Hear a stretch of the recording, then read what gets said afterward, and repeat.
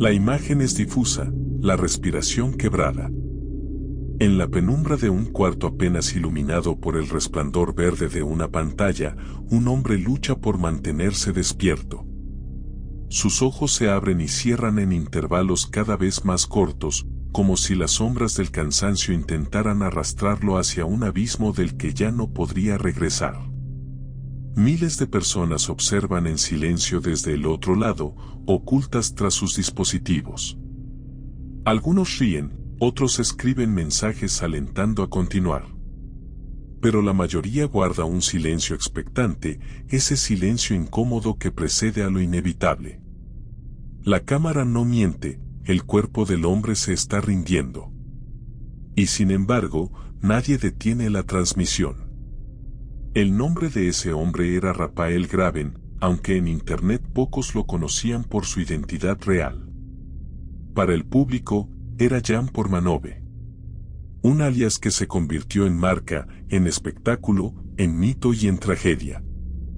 Su vida, y sobre todo su muerte, se desarrollaron en un escenario donde la línea entre entretenimiento y destrucción personal se desdibujó hasta desaparecer.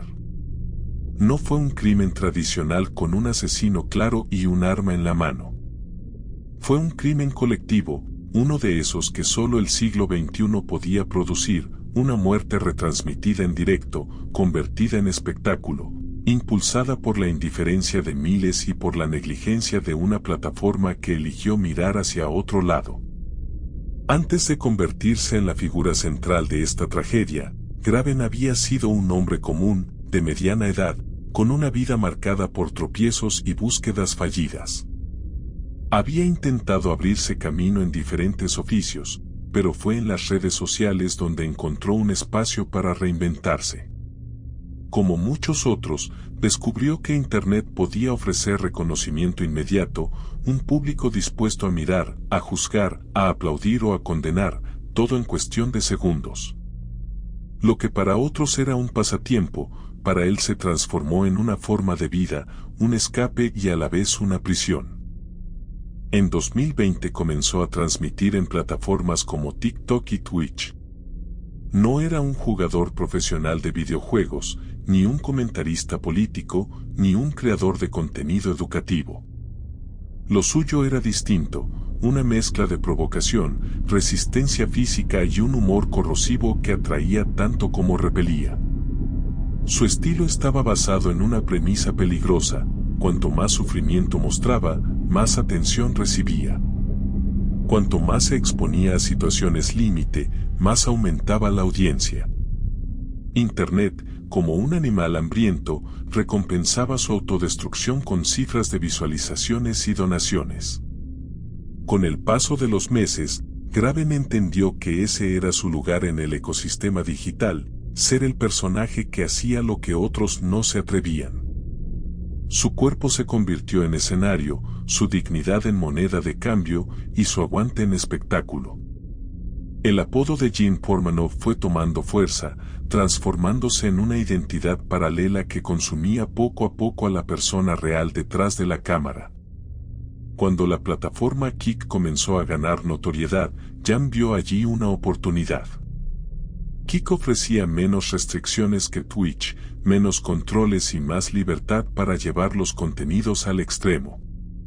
Era, para alguien como él, el terreno perfecto. No tardó en convertirse en el streamer francés más visto en esa red. Su audiencia creció de manera vertiginosa, atraída por la promesa de presenciar algo distinto, algo prohibido, algo que desafiaba los límites de lo tolerable.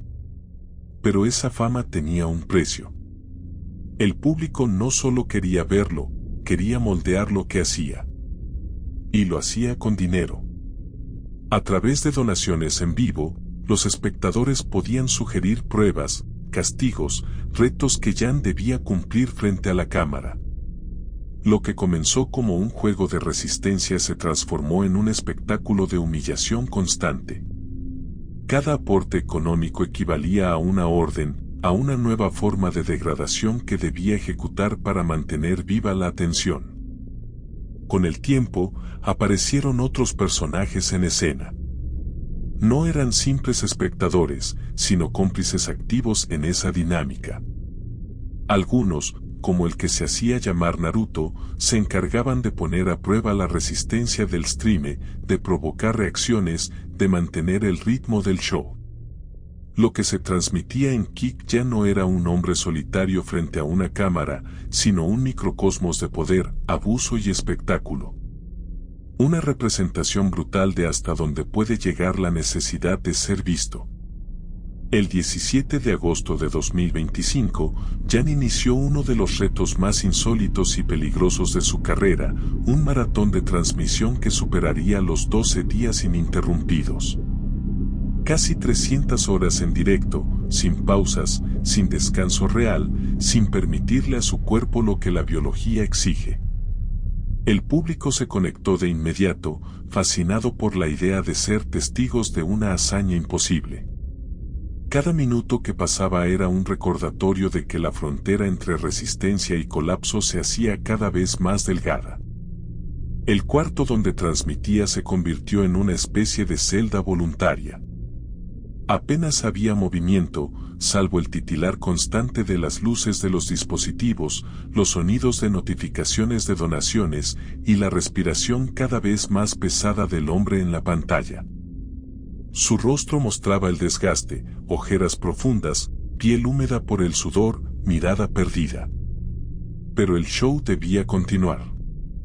El público pagaba para verlo resistir, para verlo doblegarse. Lo que sucedió en esas horas finales quedó grabado en la memoria colectiva de quienes miraban. Fue un espectáculo de lenta agonía, donde cada gesto era interpretado como parte del show. Nadie sabía con certeza cuándo el entretenimiento se había convertido en tragedia. Nadie, o quizá todos, pero la comodidad del anonimato permitía seguir observando sin intervenir. Jan Portmanove no murió en un callejón oscuro ni en manos de un asesino con arma blanca. Murió frente a miles de testigos en un escenario virtual que, irónicamente, parecía más real que la propia vida. Murió porque el sistema lo empujó a desafiar lo imposible, porque su audiencia lo recompensó por llevarse al límite y porque una plataforma eligió medir ganancias antes que consecuencias. Las autoridades dirían después que la causa fue médica o toxicológica, que no había señales de agresión reciente, que las marcas en su cuerpo correspondían a heridas antiguas. Pero para entender la dimensión de esta muerte, no basta con un informe forense. Hay que mirar más allá, hacia el entramado de humillación, violencia psicológica y abandono que se desarrolló frente a nuestros ojos. En la oscuridad de esa habitación, el eco de una transmisión interminable fue también el eco de una sociedad entera que eligió mirar en silencio. Un silencio cómodo, anestesiado, que se extendió durante días hasta que el cuerpo finalmente dijo basta. La cámara se apagó. Pero lo que vino después fue aún más perturbador. Capítulo 2: Un show de humillaciones. La transmisión arranca con risas. No son risas naturales, sino agudas, nerviosas, como el eco de un circo improvisado donde el payaso ya no se pinta la cara, sino que se la deja destrozar en vivo. En el centro, sentado frente a una cámara que nunca descansa, está Jan. El chat se agita, emojis, insultos, donaciones que aparecen en pantalla con mensajes cargados de burla. Cada aporte trae consigo una orden disfrazada de reto. Bébete eso. Golpéate la cara. Hazlo otra vez. Jan obedece. La cámara nunca corta. El público ríe. Nadie mira el desgaste detrás de la sonrisa cansada. Lo que ocurría en esas transmisiones no era casualidad. No era simple entretenimiento. Era un espectáculo cuidadosamente alimentado por la dinámica del poder y la humillación. Jan había comprendido, o quizá aceptado con resignación, que su papel en ese escenario era el del hombre que se deja someter, el que aguanta, el que paga con su cuerpo y su dignidad la moneda invisible de la atención. El mecanismo era perverso, pero funcionaba. Cuanto más degradante era la prueba, más crecía la audiencia. No estaba solo en esa rutina. A su alrededor orbitaban otros personajes, jóvenes con nombres inventados, avatares que escondían rostros reales. Uno de ellos, apodado Naruto, se volvió parte inseparable del espectáculo. Su función era clara: incitar, provocar, garantizar que el nivel de tensión nunca descendiera. En más de una ocasión, fue él quien ejecutó las órdenes del público, cumpliendo el rol de verdugo mientras Jan permanecía en el centro, resignado, convertido en objeto de experimentación. Había también otros nombres: Safine, cómplice en las bromas, amplificador de la violencia disfrazada de comedia. Juntos formaban un triángulo macabro donde el público era juez, jurado y financista. Los espectadores pagaban, escribían, exigían. Y Jan recibía el golpe, físico o emocional, como parte de un contrato silencioso firmado con la necesidad de ser visto. En aquel ambiente, la humillación era moneda corriente. No se trataba únicamente de soportar cansancio extremo o de aceptar retos ridículos. La dinámica iba más allá: insultos, gritos, lanzamientos de objetos, pruebas diseñadas para quebrar lentamente la voluntad. El público, escondido tras la comodidad de una pantalla, disfrutaba de ese deterioro progresivo. No era diferente a un coliseo romano virtual donde los gladiadores eran sustituidos por streamers dispuestos a vender su integridad a cambio de notoriedad.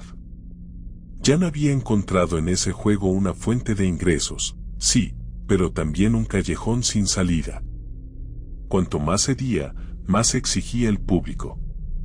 Cuanto más soportaba, más aumentaban las demandas.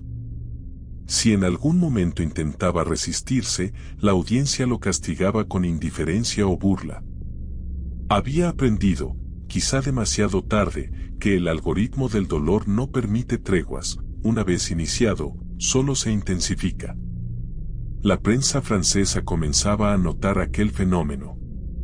Algunos medios hablaban de un nuevo género de transmisión en vivo: el trash streaming. No era comedia, no era gaming, no era lifestyle. Era un espectáculo de degradación humana transmitido en directo, donde el cuerpo del protagonista era objeto de consumo. Jan, con su alias de Portmanove, se convirtió en emblema de esa corriente. Y como ocurre con todo emblema, no podía detenerse. La máquina debía seguir. Había algo profundamente perturbador en la naturalidad con que se desarrollaban esas sesiones. El cuarto era un escenario improvisado, pero el ambiente recordaba a un laboratorio social. Cada gesto, cada reacción, cada caída era analizada y comentada por miles de espectadores. La risa no era un sonido aislado, era una carcajada colectiva que atravesaba fronteras. Jan se había transformado en el centro de un experimento global y todos éramos cómplices al observar. Los donativos, pequeños en apariencia, funcionaban como combustible. 2 euros, 5, 10, sumas que en la pantalla aparecían acompañadas de un mensaje burlesco o de una orden disfrazada de reto. Haz flexiones hasta caer. Golpéate con la botella. Quédate despierto 1 hora más. Ninguno de esos gestos era aislado. Cada uno se sumaba a una cadena interminable de exigencias que empujaban el cuerpo del streamer hacia un límite cada vez más cercano. Pero lo más oscuro no era el acto en sí, sino la indiferencia que lo rodeaba. Para la audiencia, aquello era solo un espectáculo. No había dolor real, no había consecuencias fuera de cámara. La pantalla funcionaba como una barrera emocional, lo que allí sucedía se convertía en ficción, aunque fuera absolutamente real. Jan no era un hombre de carne y hueso, era un personaje, un avatar diseñado para resistir. El problema es que detrás de ese avatar había un cuerpo humano con límites que la audiencia se negaba a reconocer. En diciembre de 2024, el medio francés Mediapart publicó una investigación sobre este fenómeno. Los titulares eran contundentes: un negocio de abusos retransmitidos en directo. Los periodistas revelaban que las transmisiones incluían episodios de violencia física y psicológica continuada, que Jan era objeto de humillaciones sistemáticas, y que la plataforma Kik se beneficiaba económicamente de ese espectáculo. Pero incluso con la exposición pública, nada cambió.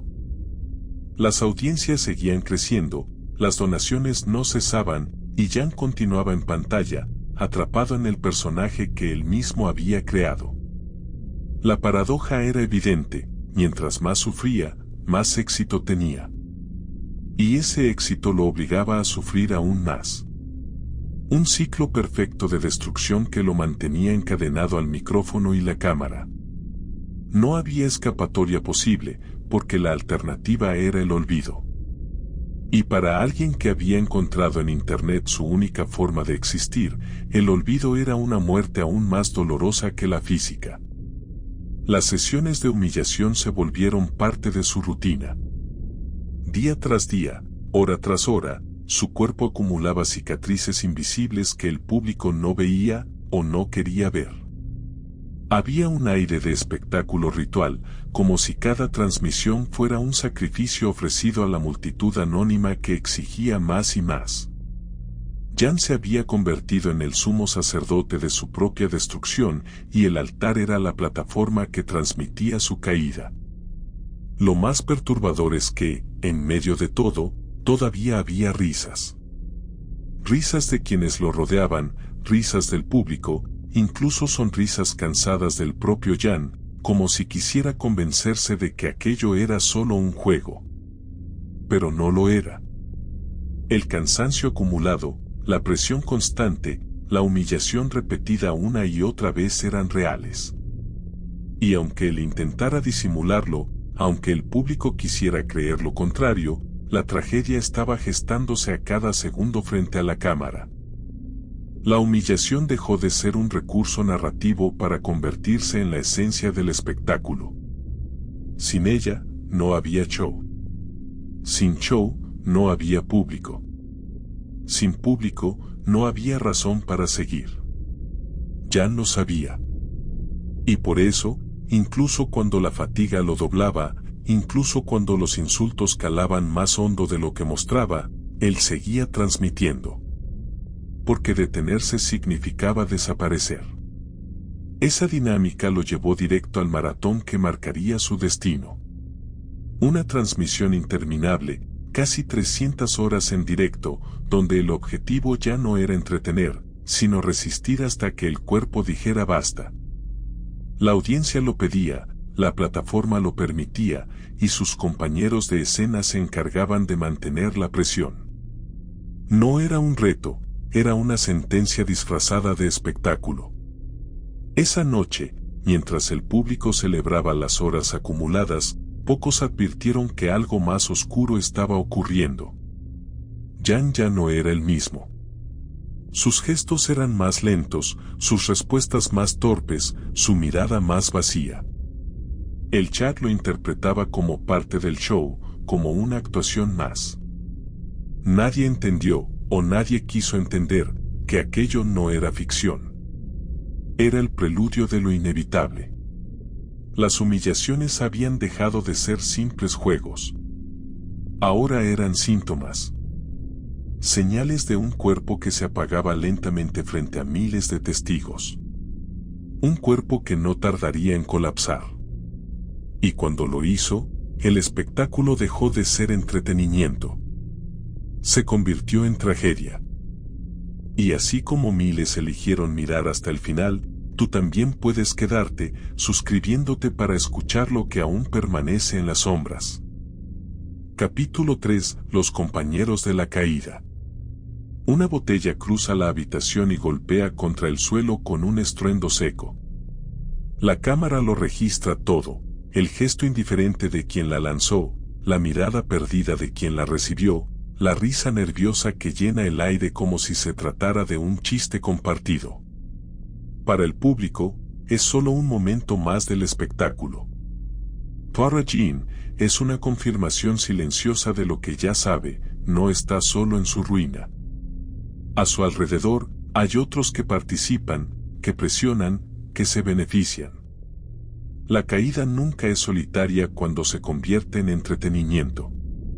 La figura de Naruto, nombre ficticio que escondía al joven Oben Senazandotti, se volvió inseparable de las transmisiones de Jan. Era él quien asumía el rol de ejecutor, el que hacía realidad las exigencias del chat cuando Jan no podía o no quería. Con una sonrisa que oscilaba entre la camaradería y la crueldad, Naruto mantenía viva la tensión. Su presencia ofrecía al público un contraste, mientras Jan mostraba signos de agotamiento y sumisión, él encarnaba la fuerza de quien disfruta controlando el destino del otro. No era el protagonista, pero sí el engranaje necesario para que el espectáculo nunca perdiera intensidad. La dinámica entre ambos era extraña. Había momentos en los que parecían amigos, compartiendo bromas privadas, riendo de situaciones absurdas. Pero, casi siempre, esa complicidad se teñía de violencia simbólica. Naruto era el verdugo que obedecía las órdenes del público, el intermediario entre el anonimato del chat y el cuerpo expuesto de Jan. No necesitaba dar explicaciones, los donativos llegaban, las órdenes se escribían y él se aseguraba de que se cumplieran. Así, la transmisión adquiría un carácter ritual, como si en cada gesto violento se reafirmara la lógica del espectáculo. Otro nombre se sumaba a ese escenario, Safine. Su papel era distinto, más sutil, pero igualmente corrosivo. Funcionaba como eco y amplificación. Si alguien en el chat pedía que Jan soportara una humillación, Safine reforzaba el pedido con risas, comentarios sarcásticos, frases que alimentaban la dinámica de degradación. Su rol no era golpear ni ejecutar, sino validar, aplaudir, dar forma a la narrativa que convertía la resistencia de Jan en algo digno de ser visto. Era, en cierto sentido, el coro de esa tragedia moderna. Lo inquietante de esta relación era que, a primera vista, todo parecía consensuado. Jan aceptaba los retos, permitía la presencia de sus compañeros, respondía con sonrisas cansadas. Desde fuera, podía parecer un juego entre adultos, una ficción controlada donde todos sabían sus roles. Pero al mirar más de cerca, las fisuras se volvían evidentes. La diferencia de energías, el desequilibrio en el poder, la forma en que las órdenes del público se transformaban en mandatos ineludibles, todo revelaba un escenario donde el consentimiento estaba erosionado por la presión económica, psicológica y social. El público no veía matices. Solo veía un espectáculo donde cada personaje tenía una función, Jan como víctima, Naruto como verdugo, Safine como coro. Esa simplicidad lo hacía aún más atractivo, fácil de consumir, directo en su violencia. Cada transmisión era un guión improvisado donde la humillación se repetía con variaciones mínimas, suficientes para mantener enganchados a miles de espectadores. Las investigaciones periodísticas posteriores revelaron que esta dinámica había sido denunciada antes. Informes señalaban que Jan era objeto de abusos constantes, que su entorno lo utilizaba como combustible para un show degradante. Sin embargo, las propias declaraciones del streamer y de sus compañeros relativizaban los hechos, decían que era por dinero, que lo hacían por diversión, que no había delito en lo que sucedía. Esa ambigüedad fue suficiente para que las autoridades no intervinieran de inmediato. La maquinaria del espectáculo siguió funcionando, aceitada por la indiferencia. Pero quienes miraban con más atención sabían que algo no estaba bien. Los gestos de Jan, su respiración entrecortada, sus silencios prolongados, todo indicaba que el desgaste era real. A veces, incluso sus compañeros parecían dudar. Había instantes en que el juego se detenía por unos segundos, como si percibieran que estaban cruzando una frontera invisible. Pero bastaba una nueva donación, un nuevo mensaje del chat, para que la dinámica se reanudara como si nada hubiera ocurrido. El espectáculo no podía detenerse. El rol de los compañeros en esta historia es esencial porque demuestra que la tragedia no fue producto de un individuo aislado, sino de un sistema completo. Jan no estaba solo frente a la cámara. Había un coro de voces que lo rodeaba, lo empujaba, lo convertía en objeto de consumo. Y esas voces no eran solo las de Naruto y Safine, sino las de miles de espectadores que, con cada aporte, con cada exigencia, reforzaban el ciclo. La psicología de grupo jugó un papel determinante. En un entorno donde la responsabilidad se diluye entre miles, nadie se siente culpable. Cada espectador podía decirse a sí mismo que solo era una broma, que solo estaba participando en un juego. Naruto podía convencerse de que solo obedecía al público. Safine podía pensar que solo reía de lo que ocurría. Y Jan, atrapado en ese círculo, podía creer que todo era necesario, que no había otra forma de existir. Esa cadena de autojustificaciones permitió que la maquinaria siguiera rodando hasta el colapso final. En retrospectiva, la presencia de estos compañeros es lo que convierte la historia en un caso aún más inquietante. Si Jan hubiera transmitido solo, su deterioro habría sido evidente más pronto. Pero al estar rodeado, al tener a otros que reforzaban la idea de que aquello era un espectáculo, se legitimaba la violencia. La humillación se convertía en normalidad, en rutina, en un acto compartido que todos aceptaban como parte del show. El momento en que Naruto lanzó aquella botella, intentando comprobar si Jan aún reaccionaba, fue la cristalización de todo esto. No era un gesto de amistad ni de preocupación real. Era la acción automática de alguien que había naturalizado el control sobre otro cuerpo. Era la validación final de que, para ellos, Jan no era una persona completa, sino un personaje dentro de una narrativa que debía continuar sin importar el costo. El público vio esa escena en directo. Algunos rieron. Otros hicieron capturas. Unos pocos se inquietaron, preguntando en el chat si algo estaba mal. Pero la mayoría guardó silencio. Ese silencio fue más elocuente que cualquier comentario.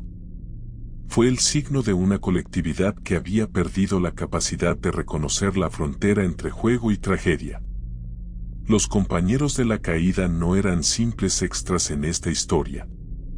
Eran catalizadores, engranajes, piezas fundamentales de un mecanismo que terminó con la vida de un hombre frente a miles de testigos.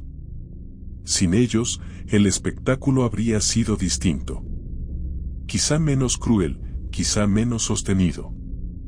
Pero con ellos, el círculo de humillación quedó sellado. Y mientras la cámara seguía encendida, mientras los donativos seguían llegando, el cuerpo de Jan se apagaba lentamente, atrapado en un guión que ya no podía reescribir. El eco de esa botella aún resuena en la memoria de quienes lo vieron. Porque no fue solo un objeto lanzado al suelo. Fue el recordatorio de que el espectáculo necesitaba comprobar, una vez más, que la víctima seguía viva. Y pronto, muy pronto, ya no lo estaría. Capítulo 4. El maratón de la extenuación. Un reloj digital marca las horas en la esquina de la pantalla. 150, 160, 170, cada minuto que pasa es contabilizado como un trofeo. El público observa fascinado, hipnotizado por la idea de ser testigo de algo que nunca debería ocurrir, un hombre tratando de sobrevivir en directo a una maratón de casi 300 horas. La respiración del protagonista se hace pesada, los párpados caen como si fueran de plomo. Pero la cámara sigue allí, firme, impasible, registrando la lenta erosión de un cuerpo humano convertido en espectáculo. Nadie corta la transmisión. Nadie se detiene a preguntar si vale la pena. El maratón comenzó como un reto. No era la primera vez que Jan llevaba su cuerpo al límite. Antes había hecho sesiones largas, pruebas extremas, noches enteras sin dormir. Pero esta vez, la apuesta era distinta, un desafío casi inhumano, diseñado para captar la atención de todos. El número en sí mismo era la atracción, 300 horas. 12 días completos. Una cifra que desafiaba cualquier noción de resistencia. La sola idea de intentarlo era suficiente para atraer multitudes. Al inicio, el ambiente parecía festivo. Los primeros días estuvieron llenos de bromas, comentarios irónicos, risas que llenaban la habitación. El público aplaudía cada hora superada, enviaba donaciones, celebraba como si formaran parte de una gesta colectiva. Jan se mostraba desafiante, orgulloso de resistir, convencido de que podía lograrlo. El cansancio todavía no lo doblegaba, y en su mirada quedaba un rastro de fuego. Pero con el paso de los días, el tono cambió. El cuerpo comenzó a fallar. La falta de sueño acumulada se convirtió en una sombra persistente. La mente empezó a jugarle malas pasadas, lapsos de desconexión, respuestas incoherentes, movimientos torpes. El público notaba esos cambios, pero en lugar de alarmarse, los interpretaba como parte del show. Cada caída de párpados, cada silencio prolongado era celebrado como un logro. El dolor se había transformado en entretenimiento. Los compañeros seguían allí. Naruto vigilaba, ejecutaba las órdenes que el chat enviaba, asegurándose de que el espectáculo no perdiera ritmo. Safine reía, alimentaba la tensión, reforzaba la idea de que todo era parte de un juego. Pero el juego estaba devorando a Jan. Las horas pasaban como cuchillas invisibles, cortando poco a poco su resistencia. La habitación se volvió una celda sin barrotes. Apenas había movimiento, salvo el titilar de las luces electrónicas y el murmullo constante del chat. El aire era espeso, cargado de sudor y silencio. Jan se desplazaba con lentitud, arrastrando los pies, como si cada paso le costara más que el anterior. En su rostro ya no había desafío, sino un vacío difícil de descifrar. La cámara registraba esa metamorfosis. El hombre que al inicio parecía invencible ahora se desmoronaba en cámara lenta. El público pedía más. El espectáculo se alimentaba de la fatiga. Cada minuto de sufrimiento era recompensado con donaciones y mensajes alentando a continuar. La paradoja era brutal, cuanto más evidente se hacía el deterioro, más crecía la audiencia. El algoritmo de la plataforma detectaba el interés, promocionaba la transmisión, atraía a nuevos espectadores. Era como si el mundo entero hubiera sido convocado para presenciar el colapso de un ser humano en tiempo real. El cuerpo de Jan mostraba señales alarmantes. Sus movimientos se volvían erráticos, sus frases incoherentes, su respiración más agitada. En varias ocasiones, parecía al borde de desmayarse. Pero cada vez que se tambaleaba, el chat lo celebraba como un momento épico. La cámara lo mostraba como un guerrero en una batalla contra lo imposible, cuando en realidad era un hombre exhausto que se hundía cada vez más. Lo más perturbador era la normalidad con que todo ocurría. Nadie intervenía. No había un límite claro, una alarma que detuviera el show. La plataforma seguía transmitiendo, indiferente al estado del stream. Los compañeros seguían cumpliendo su papel, entre risas y provocaciones. Y el público, desde la comodidad de sus hogares, seguía exigiendo.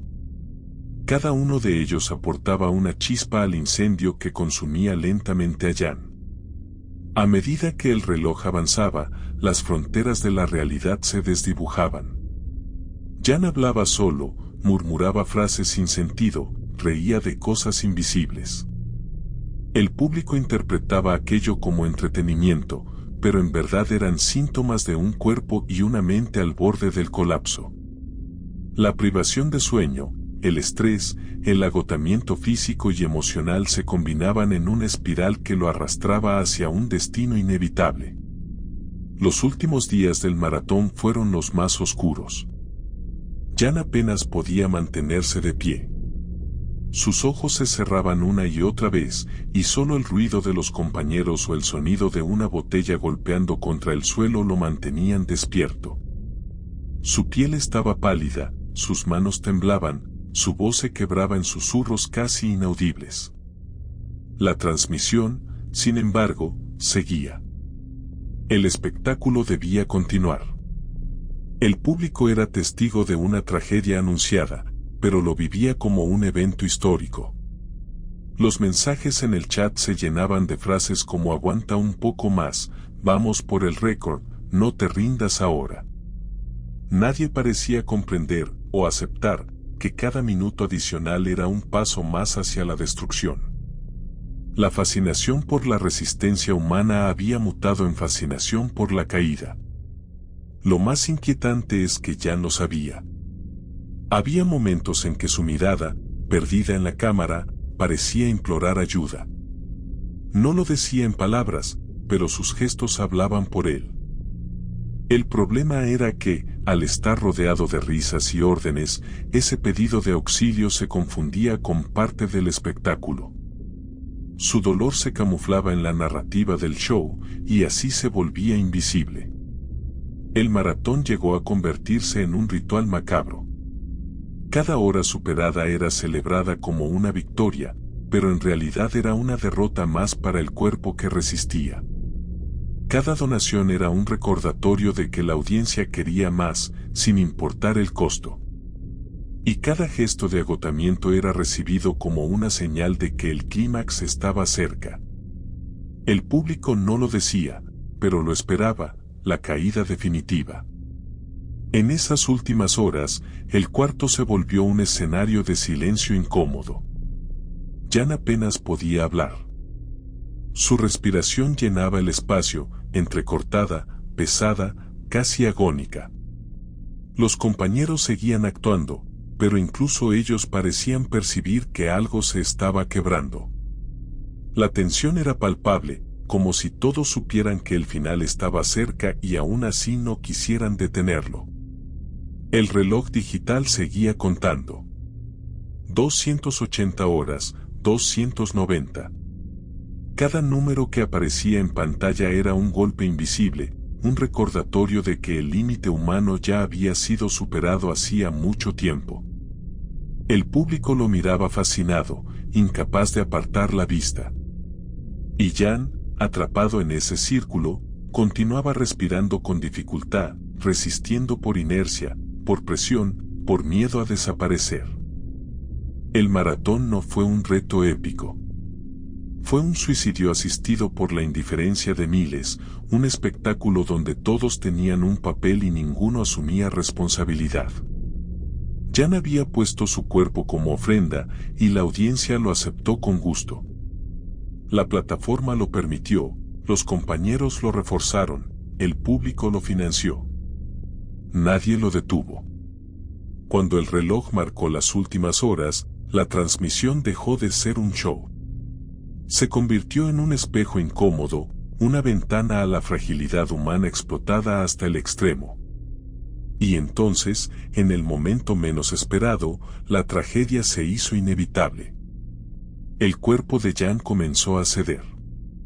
Sus gestos se volvieron espasmos, su voz un murmullo ininteligible. El público, una vez más, creyó que era parte del espectáculo. Pero esta vez no lo era. Era el preludio del silencio.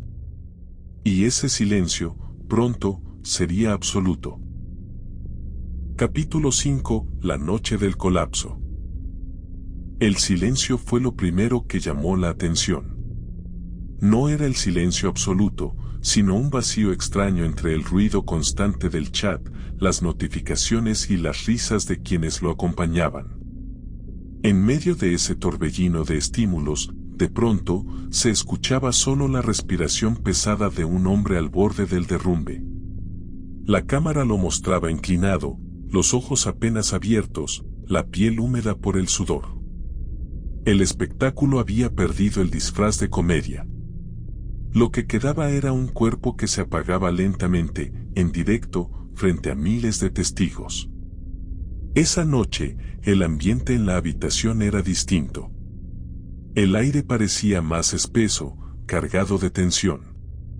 Los compañeros intentaban mantener la dinámica habitual, lanzar comentarios sarcásticos, provocar reacciones, hacer del cansancio un chiste. Pero incluso ellos parecían percibir algo en el ambiente. Jan ya no era el mismo. Cada movimiento suyo era una lucha, cada palabra un esfuerzo. La extenuación había dejado de ser entretenimiento. Ahora era una sombra que lo cubría todo. El público observaba fascinado. El contador de horas marcaba cifras que desafiaban cualquier lógica. 297, 298. Cada minuto añadido era celebrado como un triunfo colectivo, una hazaña imposible.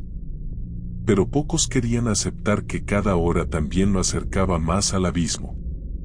El show se había transformado en una vigilia macabra donde todos esperaban el desenlace sin atreverse a nombrarlo. Jan se balanceaba en su silla. A veces parecía quedarse dormido, pero un golpe en la mesa o una botella arrojada cerca lo hacían reaccionar.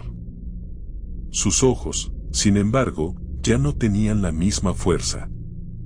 Eran ojos vacíos, hundidos en un cansancio profundo, como si supiera que no había salida posible. Sus gestos eran automáticos, impulsados por la inercia más que por la voluntad. El público lo veía como un guerrero, cuando en realidad era un hombre atrapado en su propia condena. El chat seguía activo. Algunos pedían que continuara, otros lo insultaban, unos pocos expresaban preocupación. Pero esas voces se perdían en el ruido general. La mayoría interpretaba la escena como parte del espectáculo. Nadie parecía comprender, o no quería hacerlo, que lo que estaban presenciando ya no era ficción. Era la crónica de una caída en tiempo real. La tensión creció cuando Jan comenzó a hablar solo. Sus frases eran inconexas, fragmentos de pensamientos que no lograban articularse en palabras completas. Murmuraba nombres, reía sin razón aparente, luego se quedaba en silencio durante largos segundos.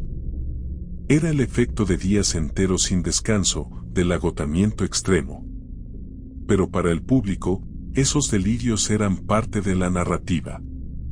La transmisión, decían, nunca había sido tan interesante. Sus compañeros lo observaban con gestos ambiguos. Había instantes en que parecía que iban a detenerlo, a cortar la transmisión, a decir basta.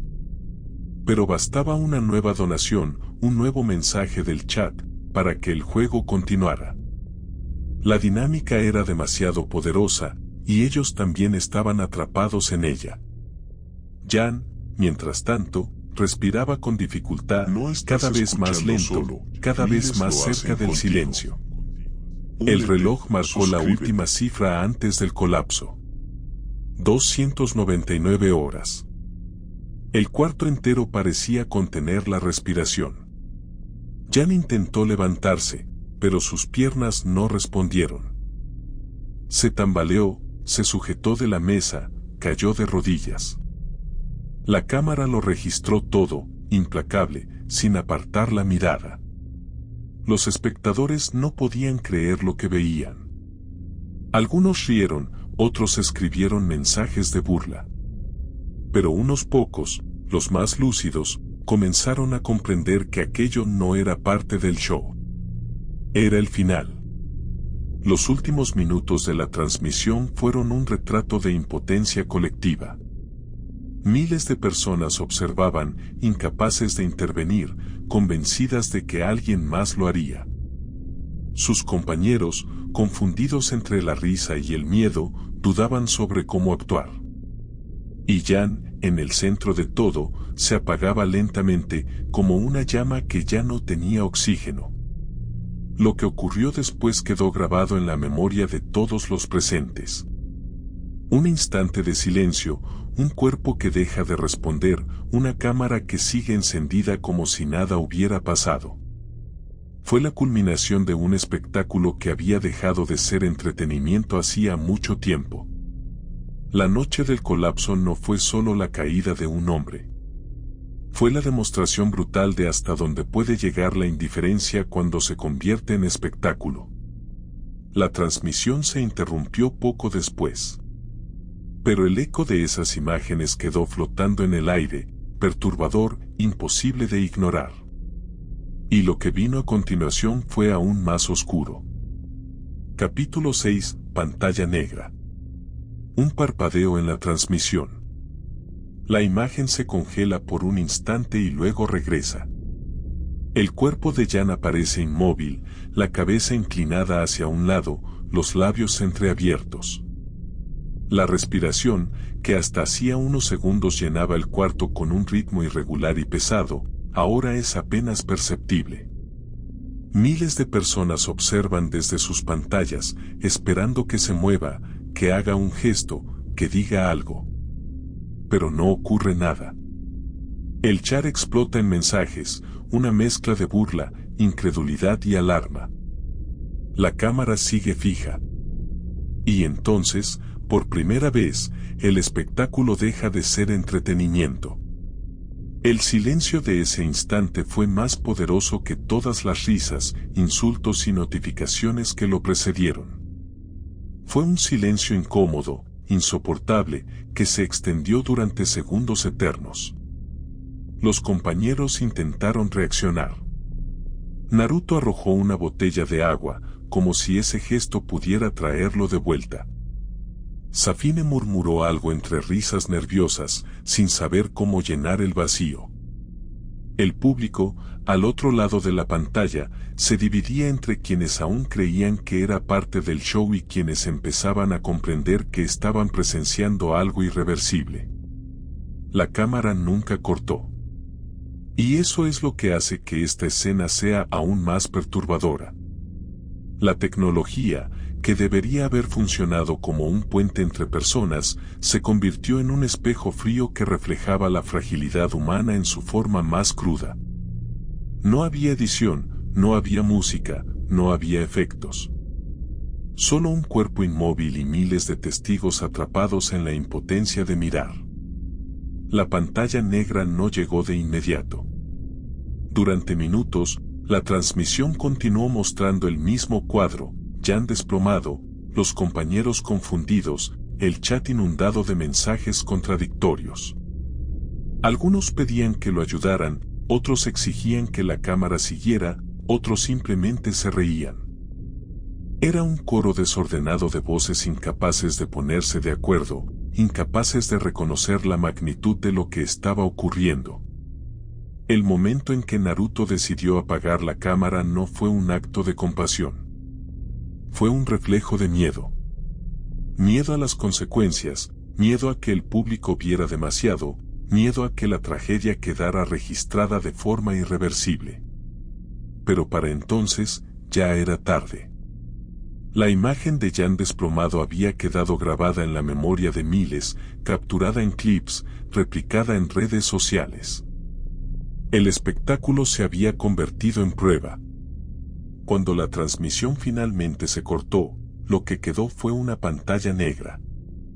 Ese vacío, ese silencio digital, fue más elocuente que cualquier imagen. Porque no solo simbolizaba el final del maratón, sino también el fin de una vida que había sido consumida por la lógica del espectáculo. La pantalla negra se transformó en un símbolo, en una metáfora de lo que ocurre cuando la sociedad convierte el dolor en entretenimiento y la muerte en contenido.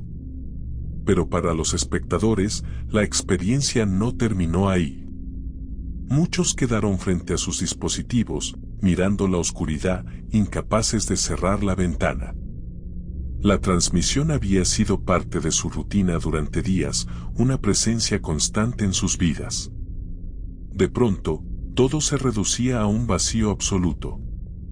La ausencia se sentía casi física, como si la pantalla negra los confrontara con su propia responsabilidad. Las primeras reacciones en redes sociales fueron caóticas. Algunos aseguraban que Jan había fingido, que todo era una estrategia para ganar más audiencia.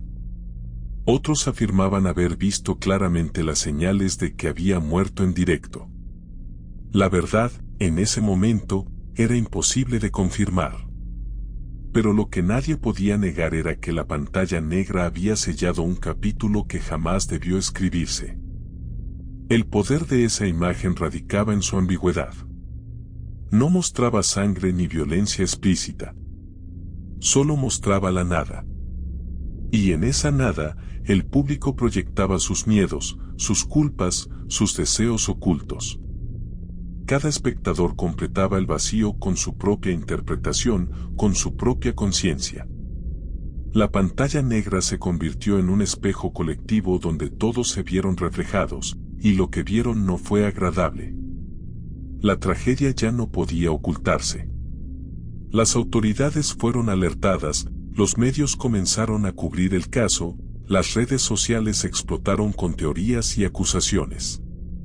Pero nada podía borrar el hecho central: un hombre había muerto frente a miles de personas y nadie lo había detenido. El espectáculo había seguido hasta el final, indiferente a las consecuencias.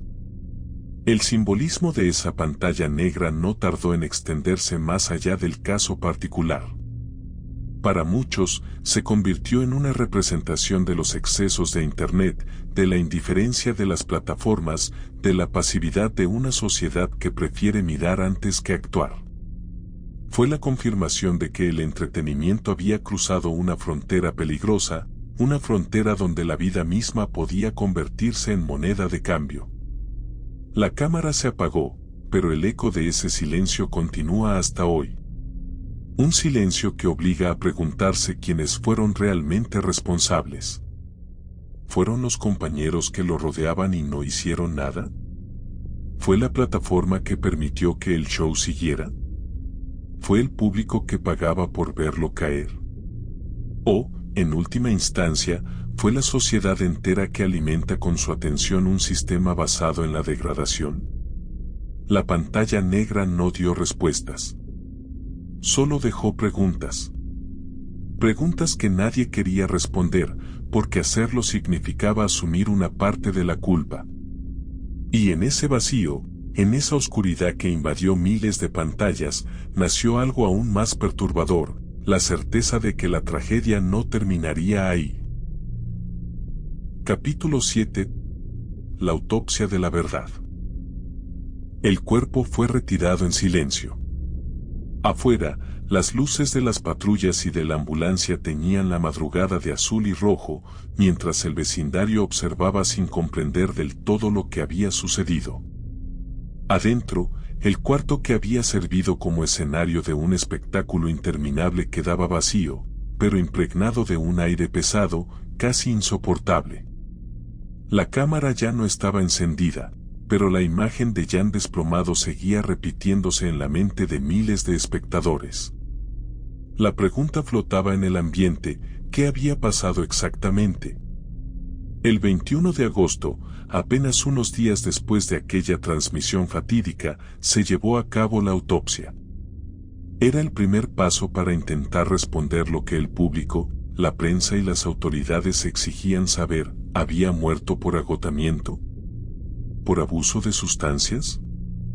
¿Por una agresión directa? ¿O, lo más perturbador de todo, había sido empujado hasta ese punto por el mismo espectáculo que lo sostenía? El informe médico fue preciso en lo técnico y, al mismo tiempo, devastador en lo simbólico. No había señales de traumatismos recientes que indicaran violencia física ejercida en el momento de su muerte.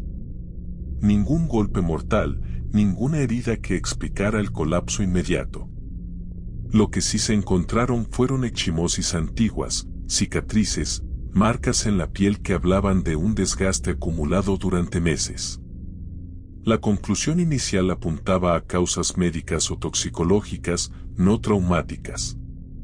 Su cuerpo había cedido, no por un ataque directo, sino por la suma de presiones a las que había estado sometido. Pero esas palabras, aunque claras en un lenguaje clínico, no bastaban para tranquilizar a nadie. Al contrario, abrían un terreno aún más inquietante.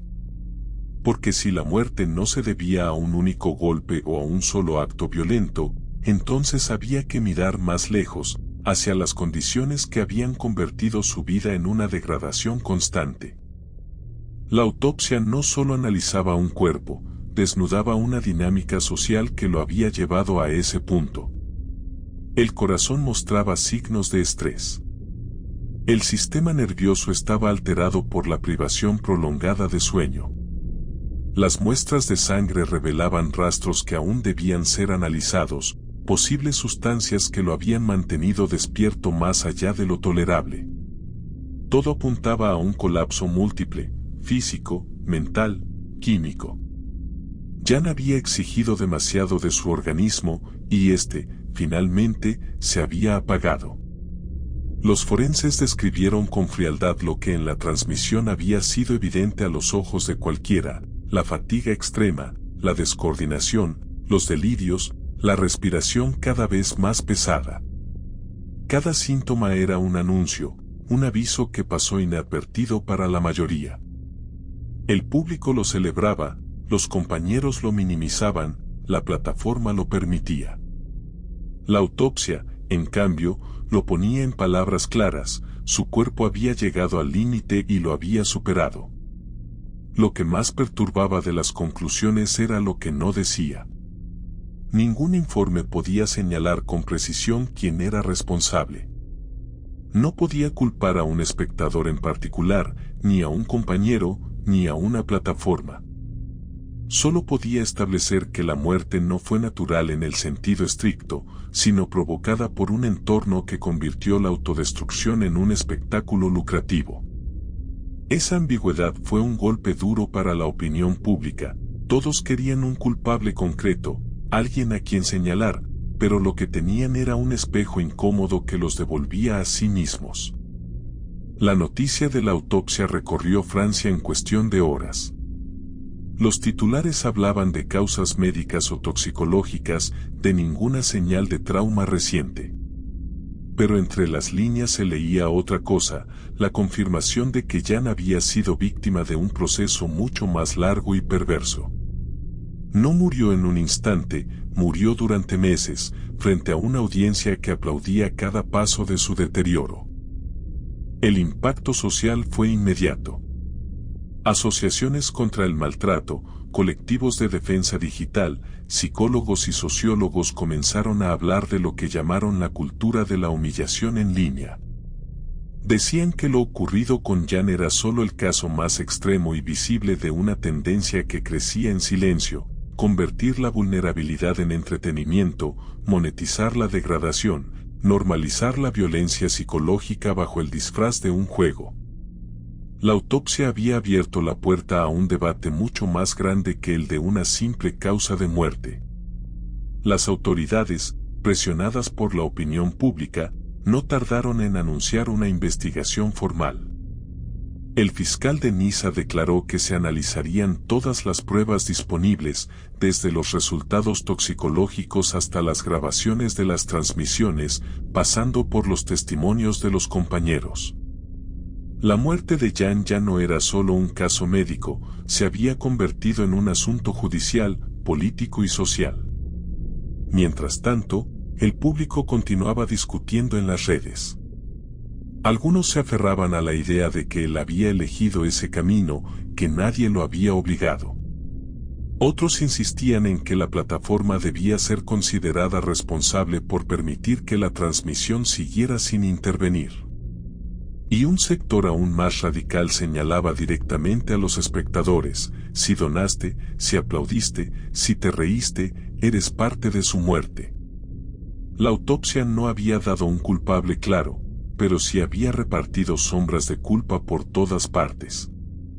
Los medios internacionales comenzaron a cubrir la historia. Artículos en inglés, en español, en alemán, hablaban del caso como una advertencia global sobre los excesos del streaming.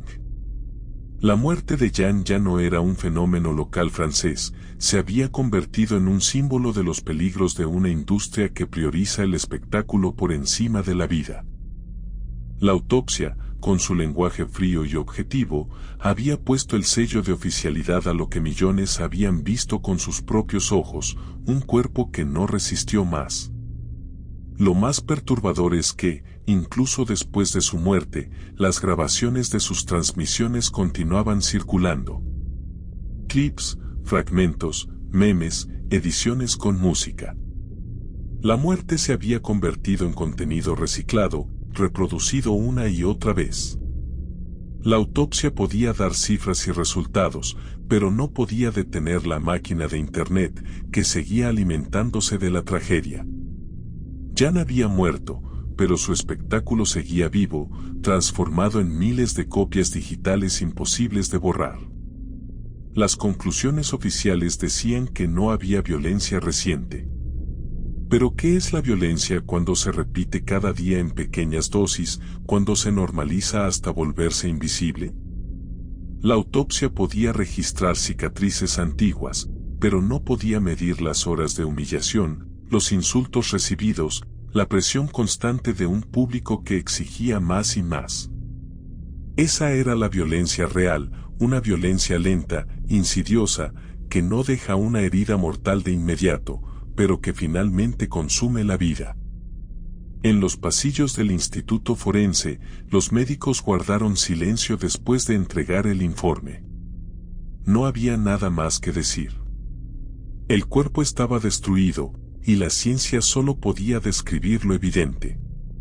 Pero la pregunta seguía en el aire, flotando como un espectro: ¿quién mató realmente a Jeanne Portmanove? Esa pregunta, incómoda y sin respuesta clara, se trasladaría pronto a los tribunales, a los debates políticos y a la conciencia de miles de espectadores que nunca imaginaron ser cómplices de una tragedia. La autopsia había hablado. Pero lo más perturbador estaba por comenzar. Capítulo 8: La tormenta pública. El amanecer llegó con titulares en todos los periódicos. Streame muere en directo tras maratón de 300 horas.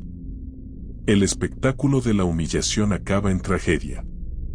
La muerte más vista de Francia. La noticia se propagaba como un incendio, atravesando fronteras, multiplicándose en cada red social. Lo que durante días había sido un show relegado a una plataforma poco conocida, ahora ocupaba la primera plana de los medios internacionales. De pronto, todos hablaban de Jeanne Portmanove. Y lo hacían no con risas, sino con indignación, desconcierto y miedo. Las imágenes de la transmisión, recortadas en fragmentos de segundos, circulaban sin control. Clips donde se veía a Jeanne tambalearse, murmurar incoherencias, desplomarse. Algunos eran compartidos con morbo, otros con indignación, pero todos terminaban alimentando el mismo fenómeno: la muerte convertida en contenido viral. Lo que había comenzado como un espectáculo en vivo ahora era materia prima para debates televisivos, columnas de opinión, campañas políticas y denuncias ciudadanas. La ministra digital francesa, Clara Chapaz, no tardó en pronunciarse. Lo ocurrido es un horror absoluto, dijo con una expresión sombría, y anunció que el caso sería remitido al regulador audiovisual y al portal de denuncias digitales.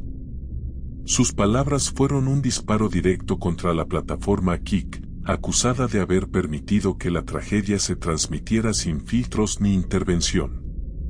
El Estado francés ya no veía el caso como un incidente aislado, sino como un símbolo del fracaso en la regulación del entretenimiento en línea. En los días siguientes, la presión creció. Asociaciones civiles denunciaron lo que llamaron la pornografía del sufrimiento. Psicólogos advertían sobre el impacto en los espectadores más jóvenes, obligados a presenciar escenas que nunca debieron estar disponibles. Y políticos de diferentes partidos encontraron en el caso una bandera. Algunos pedían prohibir directamente la plataforma, otros exigían multas millonarias, otros reclamaban una reforma integral en la legislación digital europea. La tormenta pública no se limitó a Francia. En España, Alemania, Italia y hasta en América Latina, los noticieros abrían con el caso. El nombre de Jan Portmanove se repetía como un eco en idiomas distintos, acompañado siempre de la misma pregunta: ¿cómo fue posible que nadie detuviera lo que estaba ocurriendo? Mientras tanto, Kik reaccionaba con torpeza. Al principio, emitió un comunicado breve, casi protocolar, lamentando lo sucedido y prometiendo revisar sus normas internas. Pero las críticas no tardaron en señalar que esas medidas eran tardías, casi cínicas, considerando que la plataforma había lucrado durante días con el espectáculo. Bajo presión, Kik terminó bloqueando las cuentas de los compañeros de transmisión y expulsando a decenas de creadores asociados a ese círculo de trash streaming. Aún así, el daño ya estaba hecho. La marca quedaba manchada por la tragedia, y la pregunta sobre su responsabilidad legal no hacía más que crecer. El público, dividido, se volvió un actor central en la tormenta. Algunos espectadores confesaban sentirse culpables, admitiendo que habían donado dinero durante las transmisiones, que habían reído con las humillaciones, que habían visto señales claras de agotamiento y aún así no hicieron nada. Otros, en cambio, se defendían alegando que Jan era un adulto consciente, que nadie lo había obligado, que él mismo había elegido ese camino. Las discusiones en foros y redes sociales se volvieron agrias, interminables, como si cada uno quisiera exorcizar su propia culpa arrojándola sobre otros. Los medios comenzaron a hablar de un juicio social paralelo. No en un tribunal, sino en la arena pública del Internet. Allí se discutía quién había sido el verdadero culpable, la plataforma que permitió el espectáculo, los compañeros que lo acompañaron, los espectadores que financiaron la degradación o el propio Jan, que decidió seguir hasta el final. Pero lo que quedaba claro es que nadie salía indemne.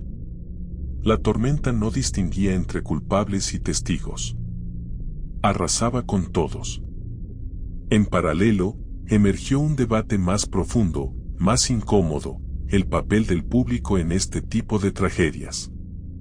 Porque si algo revelaba la muerte de Jan era la fascinación colectiva por mirar el dolor ajeno. No era la primera vez en la historia que la sociedad convertía la miseria en entretenimiento, pero Internet había multiplicado esa dinámica hasta el infinito. El circo romano ya no necesitaba gladiadores. Ahora bastaba con una cámara, una conexión y un hombre dispuesto a resistir por unas monedas.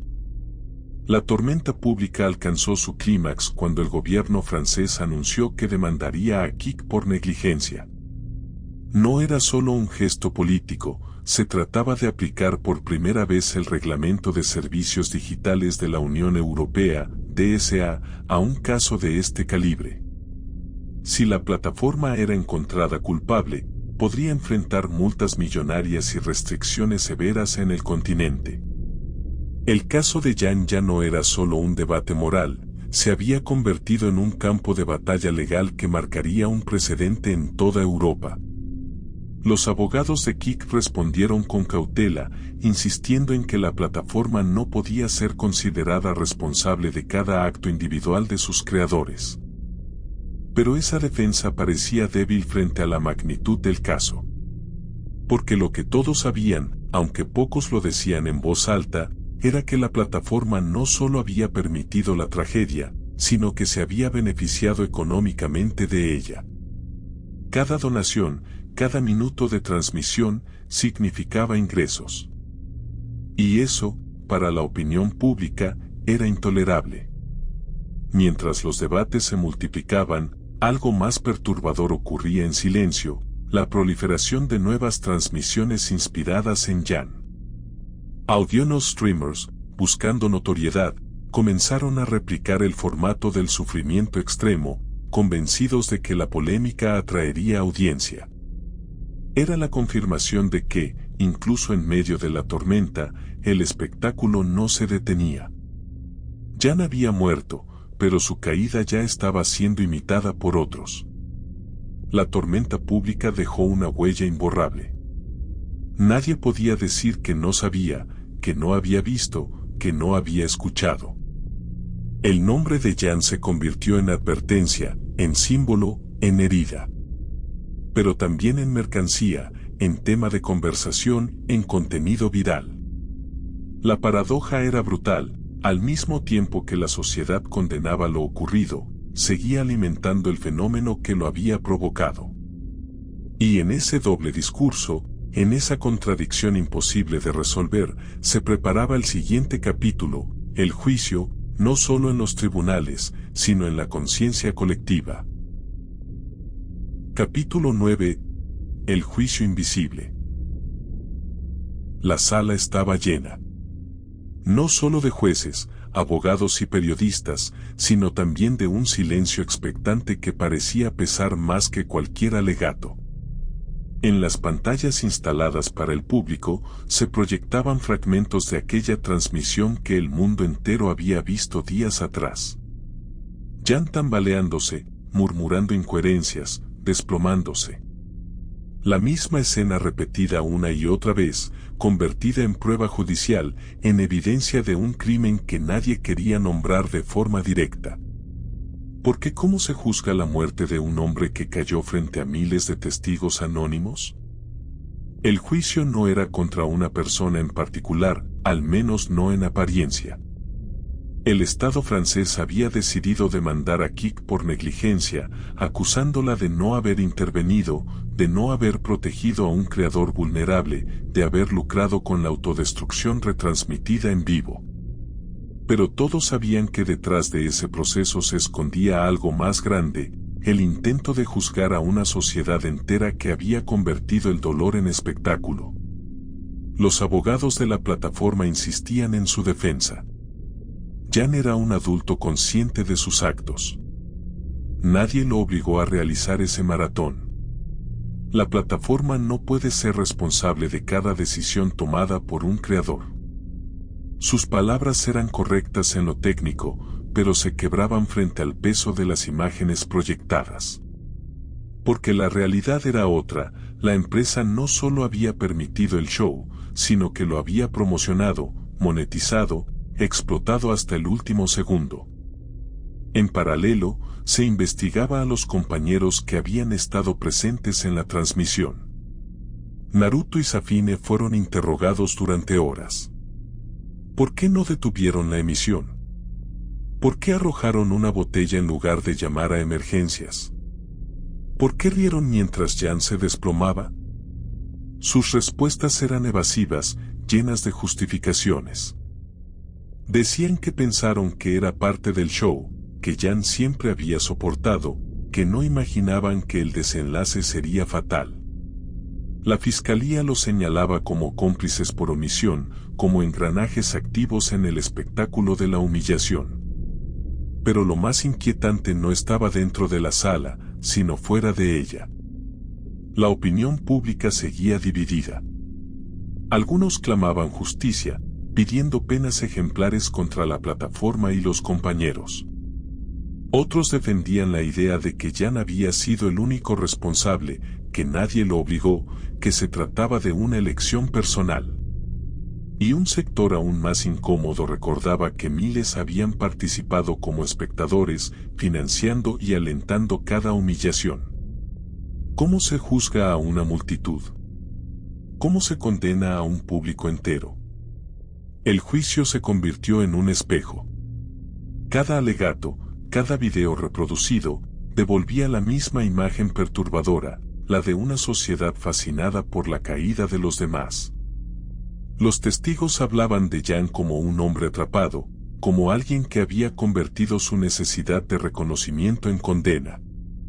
Los expertos advertían sobre los riesgos del trash streaming, un género que convertía la vulnerabilidad en contenido.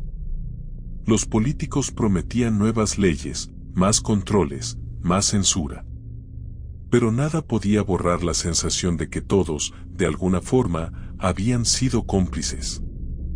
En un momento crucial del proceso, la fiscalía proyectó los últimos minutos de la transmisión. La respiración pesada, el colapso, la botella que cae, el cuerpo inmóvil. El silencio en la sala fue absoluto.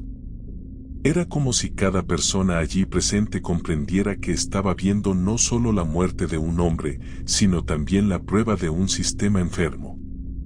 Los jueces escucharon en silencio, los abogados bajaron la vista, los periodistas apenas se atrevían a teclear. La imagen hablaba por sí sola. La sentencia llegó semanas después. La plataforma fue declarada negligente, responsable de no haber intervenido, de haber priorizado la ganancia sobre la vida. Se le impusieron multas millonarias y restricciones severas en Europa. Los compañeros recibieron sanciones menores, condenados a servicios comunitarios y prohibidos de transmitir en línea. Pero la sensación general fue de insatisfacción. Porque el juicio había señalado culpables concretos, sí, pero no había podido juzgar al verdadero responsable, la fascinación colectiva por el dolor ajeno. La sociedad francesa quedó marcada. Durante meses, el caso de Jan fue tema de debate en escuelas, universidades, programas de televisión. Algunos lo usaban como ejemplo de lo que no debía ocurrir nunca más.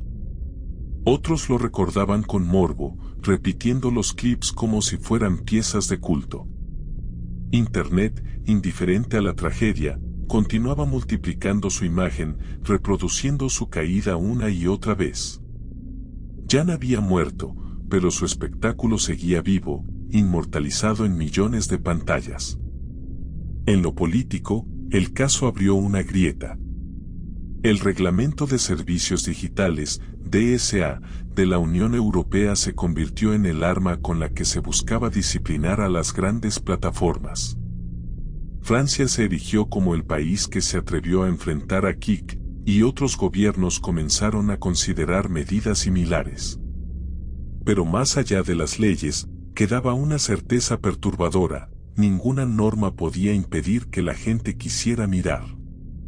El morbo, la curiosidad, la atracción por lo prohibido seguían ahí, intactos, esperando el próximo espectáculo.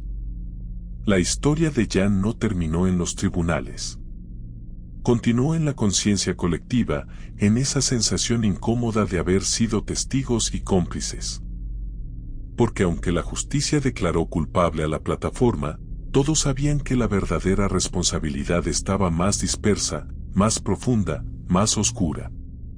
Estaba en cada espectador que donó, en cada mensaje que alentó, en cada silencio que permitió que la transmisión siguiera. Estaba en todos nosotros. El juicio invisible es ese que no ocurre en una sala con jueces y abogados, sino en la mente de cada testigo. Es la pregunta que regresa en la oscuridad de la noche: ¿qué hiciste cuando lo viste tambalearse? ¿Qué hiciste cuando pedía ayuda con la mirada? ¿Qué hiciste cuando cayó frente a la cámara? La mayoría sabe la respuesta: nada. Y ese nada pesa más que cualquier sentencia. La última imagen que quedó en la memoria colectiva no fue la del tribunal, ni la de los titulares de prensa, ni siquiera la del cuerpo desplomado. Fue la pantalla negra. Ese vacío que apareció cuando la transmisión se cortó, ese silencio que envolvió a miles de espectadores, esa metáfora brutal de un mundo que había llevado la fascinación por la humillación hasta sus últimas consecuencias. Jan Portmanove murió en directo, pero su caso seguirá vivo mientras exista esa pulsión oscura en el ser humano de mirar la caída del otro.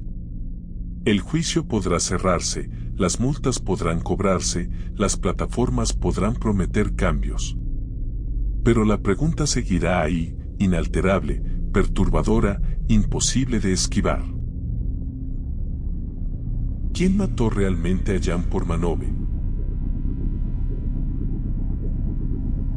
Suscríbete y activa la campana, porque lo que viene puede ser más oscuro de lo que imaginas.